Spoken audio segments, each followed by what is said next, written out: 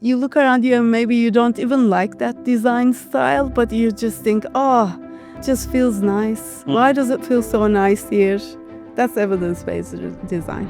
There's another Harvard University research, for example, and they said after the biophilic design touched the floor, 15% increase in productivity. It's going to make difference in your well-being, productivity, creativity, especially when you have kids. My motto is elevate your surroundings, elevate your life. Yeah, and then elevate your wealth. Then elevate your wealth.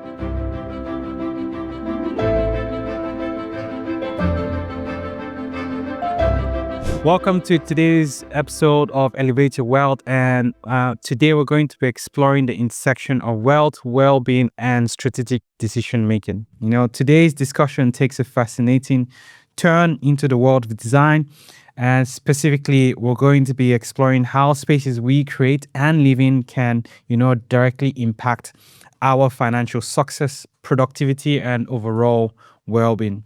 Today, joining me is Ozge, and she's the Managing Director of Box Areno. Okay, Ozge and the team focus on evidence-based design, applying scientific principles to create environments that enhance both business performance and personal well-being.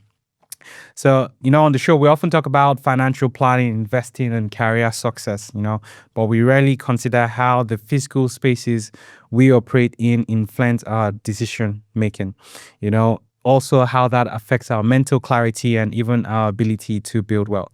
So today we're going to explore that in detail. So, Ozge, welcome to the show. Thank you for having me. That's good. I just learned as well that we can call you Madame Coco. Madame Coco Plum. Madame Coco Plum. Okay, done. Yes. Okay, we're going to talk about how that name came about shortly. Okay, so but before we dive into that, tell us a bit about your background, yourself. Okay, so how I started, my background is actually in human resources and business development. I worked as academic in many universities. So the way I started biophilic design and evidence-based research design is basically after 40. Oh. So I was so burnt out. Me and my husband, we sold our startup company. Okay. We had another partner, and then after that, I thought, oh, I'm so burnt out. I'm going to be a mom. I'm not going to do anything at all. That was the plan. And then felt that urge to do something creative and started studying interior design. And then because, I'm always academic. Yeah. And just started, neuroarchitecture, biophilic design, started reading those boring papers, research papers. And I found myself basically partnering up with my high school friend who has the manufacturing capabilities. Okay. So they were doing hotel designs and renovations. And they have 7 factories from, basically marble, tile, fit outs, furniture, modular construction, everything under one umbrella for hotel design. And so I joined them. And, since then we're unstoppable. Okay. Swiss Army knife of hospitality design. Amazing. Okay. That sounds like an amazing story. Yeah. After 40. After 40. You can do anything after 40, after any age, whenever you're. Yeah. So what other hobbies do you have, or what hobbies do you have? What do you like doing? Other than researching the boring papers and everything else? So, hobby is a difficult question because this was my hobby and then turned into a job. And I still don't feel it as job, to be honest. It really feels like I'm really enjoying it. Even when I connect with people, public speaking, teaching about biophilic design, I don't have any other life, to be honest. Okay. I'm mentoring lots of young women. Oh, yeah? And, everything I do is kind of like work related, but it's fun. Yeah, as long as you enjoy it. And, they say once you do what you love, you never work a day in your life, or whatever that saying is. Okay, amazing. So, tell us about, how Madame Coco Plum. Tell us. Madame Coco Plum. As you can see, my name, Ozge Fettahlioglu. Okay. Yeah. Full name. So it has the whole alphabet. I decided why not use company name as your name. So company name is Coco Plum Design. I see. It's like Madame Coco Plum, easy. Okay. Yeah. Nice, amazing. Okay, Madam Coco Plum. I shall call you that for the rest of the show. Sure. So now, just diving into the science behind design and well-being. Now, what's evidence-based design? What's that? Okay, it's a little bit tricky to explain evidence-based design. So you go in a place, then you inhale and exhale, and you look around you, your shoulders drop, you all of a sudden feel like relaxed. You look around you and maybe you don't even like that design style, but you just think, oh, that just feels nice. Why does it feel so nice here? That's evidence-based design. So it's not really that is not by luck. You don't feel this feels good by luck. It's all very calculated. So everything is supported with research, neuroarchitecture, biophilic evidence. We look at the scientific, ways to measure the return on investment in design, and basically apply what we believe, what research shows it's going to work. Yeah. Sounds very scientific. It is scientific. Yeah. So, it's ensuring that everything in that room has a scientific reason or evidence as to why it should be there. Why it should be there. Like the couch you're sitting on and how it should feel and all that. It should feel, the colors, the lighting, air circulation, everything. Interesting. That's good. I'm sure we'll talk a lot more about that as we go through. So how do our surroundings create that creativity, productivity, or even financial habits, or just help with general habits? How does that work? So basically, light is going to hit your eye retina. Your heartbeat is going to stabilize. As you're just going to relax, and then this is going to create some mental clarity. You will see, the biophilia around you, your materials we use, everything will be designed in a way that's going to increase your productivity. So as you might know, Google, Amazon, now Atlassian in the city, they're just designing their place.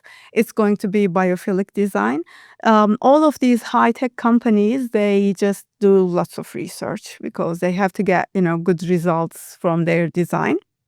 And they invest so much on evidence-based design because they would like to see their employees more productive, more creative. Yeah. It's also going to increase the return on investment, right? All of these are just, not only the design will increase the return on investment, but also people in it. Okay. So your staff is going to be happier.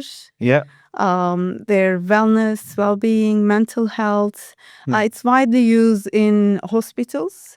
In hospitals, for example, you will see the patients. Patients will stay less time, will use less medication. Wow.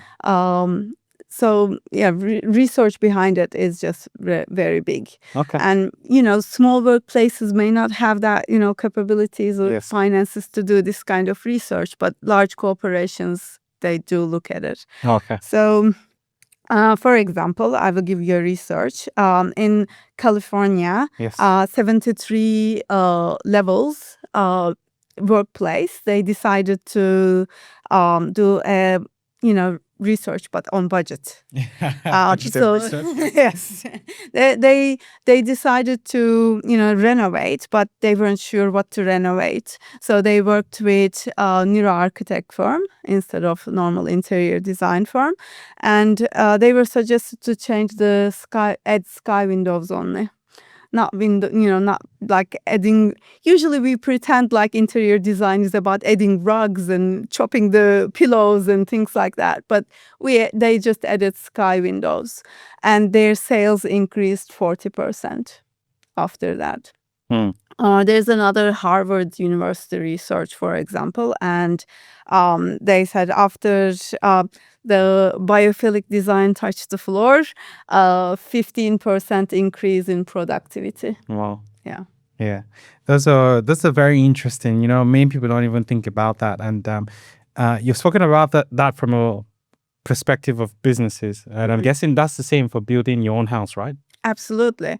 Moms and dads, they do not have, that kind of money to do research. Yeah, So they usually go ahead with trends. But I see. yeah, Yeah. there are small changes you can do in your home.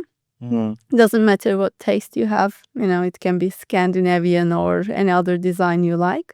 And it's going to make difference in your well-being, productivity, Yeah. creativity, especially when you have kids. Yes. Yeah. I was actually thinking about that, but I was thinking if I had the budget, or if people there have the budget and they want to have kids that I don't know, look well behaved or efficient, you can design that in the house. Yes, absolutely. Oh my If you God. have some Okay. lazy kids, there are actually tricks you can apply to make them a little bit hardworking. Okay, amazing. Yeah, that is good. That's definitely good to know. I think it all makes sense, right? Because you can walk into a room and feel a certain way, and all that impacts your it's a physiological or biological thing that is actually affecting that. So I think Absolutely. it all makes sense. I think We're absorbing everything around us. And what's important is like maybe, you think that you're not really affected with your surroundings. Some people, my husband, thinks that he's not really that's like, it doesn't affect me. It's okay, whatever you use, But your brain is watching you. You have to remember always when you're walking in your living room, especially if you're manifesting. Do you believe in manifesting? Yeah. I strongly believe in manifestation, vision boards, and all that. Yeah, I think, vision boards, all of that. So you're trying to trick your brain, but your brain is watching you, and we'll know that, a high net worth individual is not going to live in a place like that, I see. It doesn't have to be really expensive materials, but for example, clutter is going to definitely affect you. Yeah. I've read a lot about clutter, how it affects the mind and all that. So it's very interesting, and it's good to finally sit down with someone that really understands that, because I've done the basics. I've heard lemongrass is good, so I have that in my office as the air freshener. I don't know, does that help? You see, I'm a biophilic designer, but I'm not really good with plants. I see. Okay. So I use really easy indoor plants. Yeah. Easy to look after, and those who are just cleaning the air for you. Just, Okay. Those kind of plants. Interesting. No, that's good. So Lemongrass is one of them.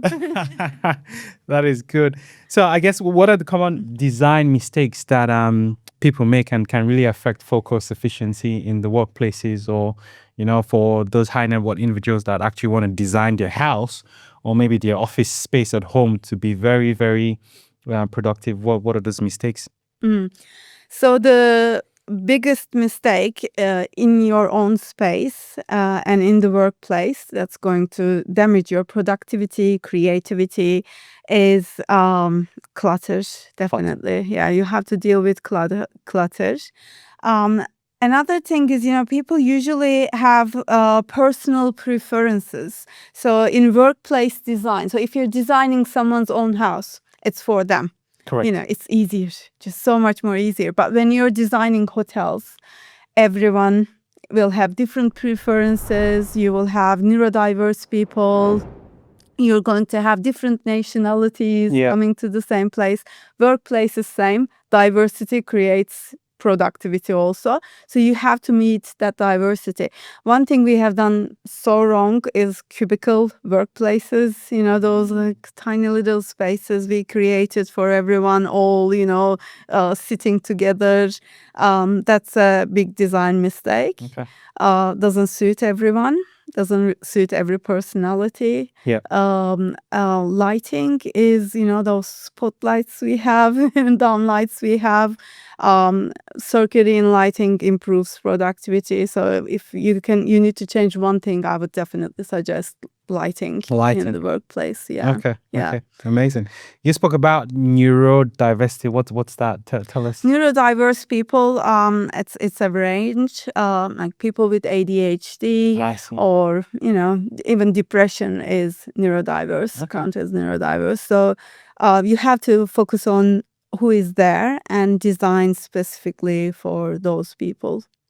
So there's no one style fits all. all. No. Okay. Yeah. No, well, I'm learning something new, which is amazing. So, okay. I guess moving into the design for wealth and high performance now. So many listeners equate good design with aesthetics. Okay. What does the latest brain research tell us about evidence-based design and how that really shapes consumer behavior by extension and maybe revenue as well?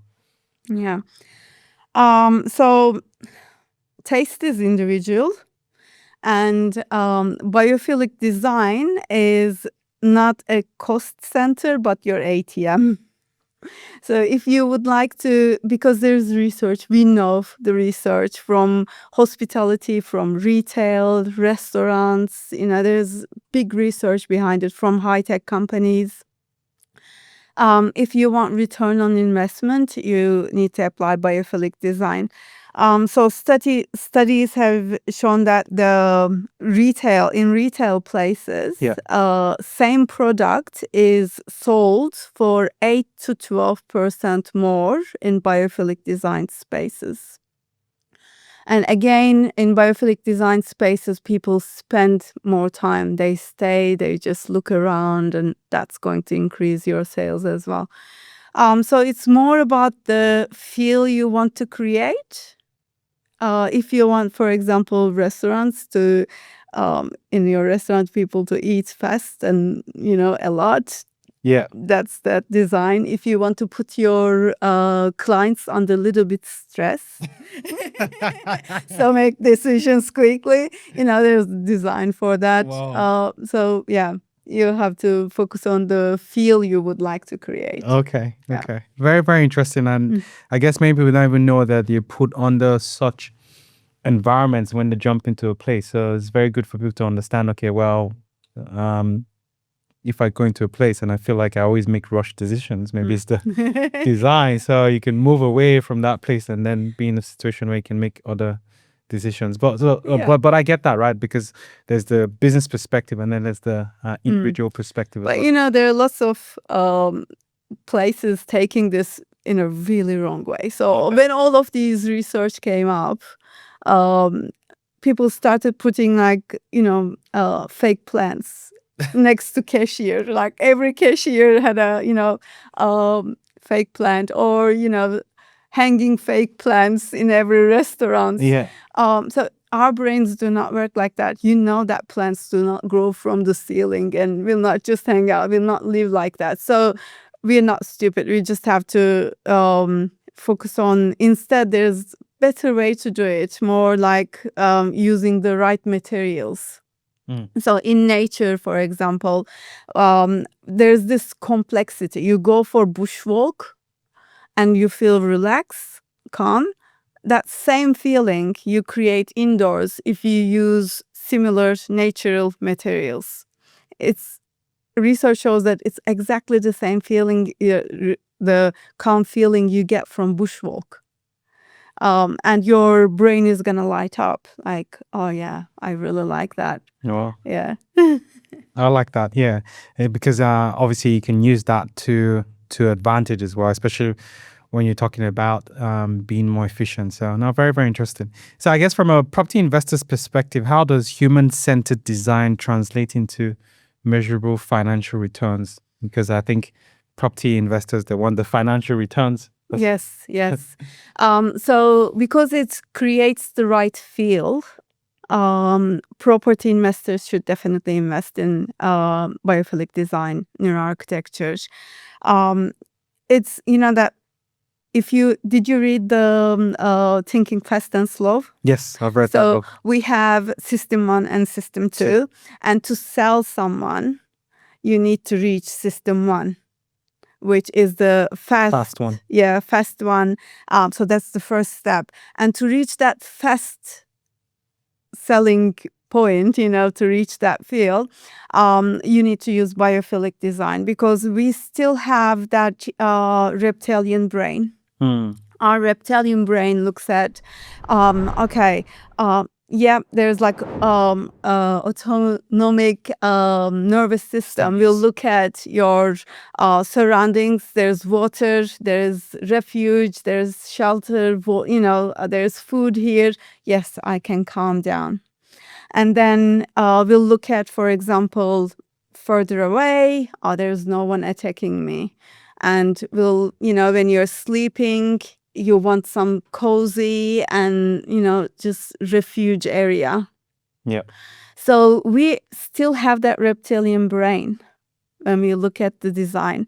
And if we can create environments that has the similar complexity, like in a bushwalk, with similar materials, then it's going to basically reach to that fast thinking system one, right? So that's the way to sell. And the biggest mistake investors are making in property, they are creating builder grade white homes, which is, even in hospitals, it shouldn't be white and, those kind of materials. We are trying to change the hospitals. So when you have this kind of environment in a house, it's not gonna sell. Research shows that, again, for property, we do not have that many research, but we know that the rentals increased 7% with biophilic design. Okay. So that's the results we have, but there isn't much research behind it. Yeah. So why white? Tell us more. Why you've mentioned you said it shouldn't be white. In terms of the color, I'm guessing color of the wall. Is that what you mean? Or? Yeah, color, like all white, white kitchen, white walls, white everything, because they think that that's going to reach everyone. It's like a easy design. Yeah, neutral color, I guess. Yeah, neutral, very neutral. But then people will come and they can just put their own color according to their furniture and everything. But if you use instead neutral tones, natural materials, people will feel so much better, and that's going to instantly increase the price because it's all about reaching system one. Yeah. Okay, very interesting. I did not know, because I know some high-end, will I say, people would want lots of white, but it's very, very interesting the way you so there's like research shows, for example, neuroarchitecture research shows that children prefer cool white, adults prefer warm white. Okay. So there isn't one white for everyone also. Fair enough. Very good point. Yeah. So for high performers who struggle with burnout, how can design help manage stress? As I said, I have very limited knowledge of this. So for me, it was my lemongrass air freshener. But I'm sure you'd have better ideas than using lemongrass air freshener. We work with really high net worth individuals. For example, people sold their companies for millions. Yes, hundreds of millions. Yeah, hundreds of millions, and they're so burnt out. So what they are looking for in their place is wellness. Wellness is not a trend. It ranges from healthy eating, exercise, to clear mind, sharp thinking, making right decisions. So design is always part of creating these habits. So they want to have, for example, LED lighting, circadian lighting, LED therapy, sauna, and all of these. So high-end properties, they focus more on wellness for one person to create habits rather than just design. So we create some, micro restorative tiers, such as, like even seeing nature for 3 seconds is going to improve your mental health. Or 30 minutes circadian lighting is going to improve your, again, well-being. So we look at those kind of things, and what was the result? As a result, 17% cortisol reduction. Yeah. Okay. Yeah, with this improperties. And also they use lots of technologies. Now, lots of wellness technologies coming up at the moment. So you look at, for example, mirrors that's going to scan your body. It's going to tell you, okay, blood sugar, just like the watches we have. Yeah. But then we'll create a personalized, for example, exercise for you, exercise routine, or nebulizing scent machines, for example, specifically for you to change your mood with scent. Those kind of things are coming up. Yeah. Very interesting. Yeah, I think with the new or the advances in technology and AI, it's always good to hear new things coming up, because never thought about things like that, which is interesting. Yeah. So I guess I know your book is still on the way. Okay. Yes, it is on the way. But you can definitely give us some tips from it.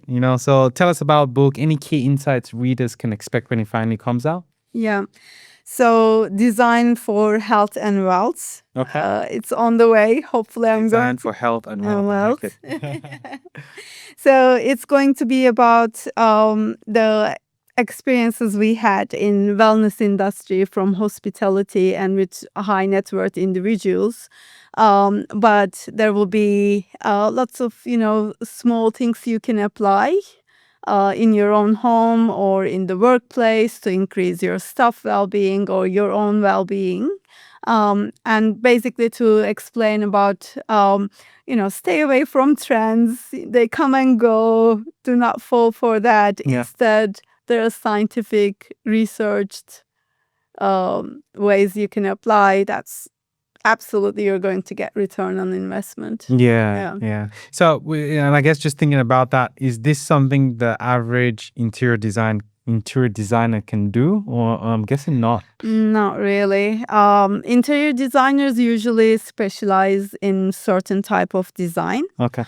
So if it is your design taste, definitely go for it. So those would be the trends and the taste versus the evidence-based design. Yeah. Interesting. So would you work well with interior designs, or you take and manage all that when you're helping people with when people come to you for understanding the design? If your taste is mid-century, we will do mid-century. If your taste is Scandinavian, we will do that. But our focus is what feel we need to create and how you would like to see yourself in the future. Who you want to be in the future, 10 years time. So for homes, that's our focus is. For hospitality industry, it's all about wellness, and hospitality industry, they already know the results. So they, exactly. We never advertise. They come to us, big hotel chains, once they work with us, especially we eliminate the middleman. Okay. Because we are our own manufacturer for everything. Yeah. That's basically going to reduce the cost, not only design, but all the material cost as well. So they come to us. Okay, amazing. So in the book as well, what is one simple principle or the biggest principle people can start applying today? Okay. So And I know you're giving away some of the things you're gonna write. So just a small tip. Workplaces, for homes, lighting. Layered and layered lighting is the key for good design, and also stay away from trends. I'm so against this, spending nonstop, and it's like the fashion industry now. Those, come and go every 6 months. Everything is changing. That shouldn't be the case. Yeah. It's big investment to do renovation for everyone. So what is layered lighting? layered lighting is, dimmable lighting. I Should see. be dimmable. Circadian, so it's going to be basically work with your day rhythm. Sunlight rising, you're just waking up, and then during the day it's bright, and at night it's again Amazing, yeah. yeah. So lighting, if you have layers, just a side table, on your side table, lamp, and then dimmable lights. Yeah. Couple of, if you look at really high-end designs, Yeah. you're going to see, so we have downlights in our homes, right? Those high-end properties, you're going to see at least 20 different types of lighting. Yeah. So no, very good, because I didn't know layered lighting, but it makes sense, right? Yeah. And lots of these layered lightings will be automatic. They just change as the day goes on. Okay. Yeah. Interesting. Yeah, that's very good. Yeah. So where can people follow your work and just stay updated with the book release and just everything you're doing? And, as you said, some hospitality people out there might be like, oh, I need you, Ozge.